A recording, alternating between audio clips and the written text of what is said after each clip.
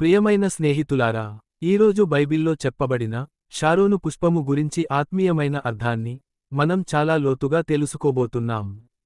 Sharon పుష్పము ఎందుకు దేవుని వాక్యంలో అంత ముఖ్యమైన ప్రతీకగా చూపబడింది?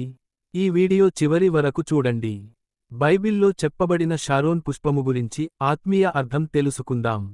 పరమగీతము 2వ అధ్యాయం 1వ వచనం. నేను షారోను పుష్పమును, లోయలలోని లిల్లీ పువ్వును. బైబిల్లో చెప్పిన షారోన్ పుష్పము ఏ ప్రత్యేక పువ్వు కాదు.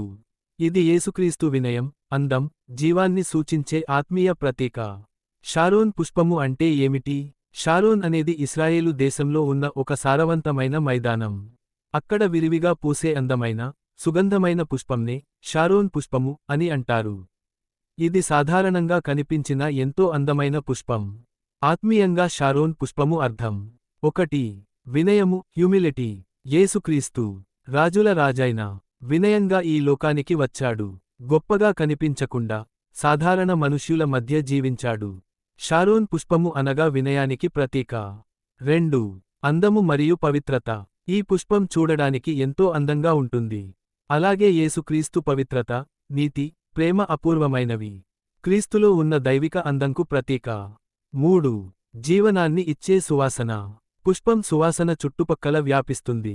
యేసుక్రీస్తు జీవితం కూడా ప్రేమ, క్షమ, శాంతి, ఆశ అనే సువాసనను ప్రపంచమంతా వ్యాపింపజేసింది. క్రీస్తు సువార్త సువాసన. 4. లోయల్లో పూసే పుష్పం. లోయలలోని లిల్లీ పుష్పం. లోయలు అంటే బాధ, కష్టాలు, పాపస్థితి.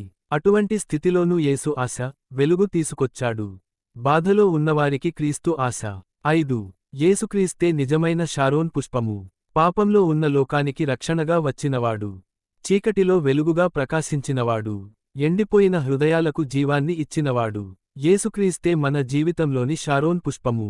మనకు వచ్చే ఆత్మీయ సందేశం: మనం కూడా వినయంగా జీవించాలి, ప్రేమను పంచాలి, కష్టాల్లో ఉన్నవారికి ఆశగా నిలవాలి. అప్పుడు మన జీవితాలు కూడా దేవునికి ఇష్టమైన, సువాసన కలిగిన పుష్పాలవలే ఉంటాయి. చిన్న ముగింపు మాట: ప్రియమైన సహోదరులారా, యేసుక్రీస్తే మన జీవితంలోని షారోన్ పుష్పము. ఆయనను హృదయంలో స్వీకరించినప్పుడు మన జీవితం అంతా సువాసనతో నిండిపోతుంది. ఈ వీడియో మీకు నచ్చితే ఛానల్ను సబ్స్క్రైబ్ చేయండి, లైక్ మరియు షేర్, కామెంట్ చేయండి. God bless you.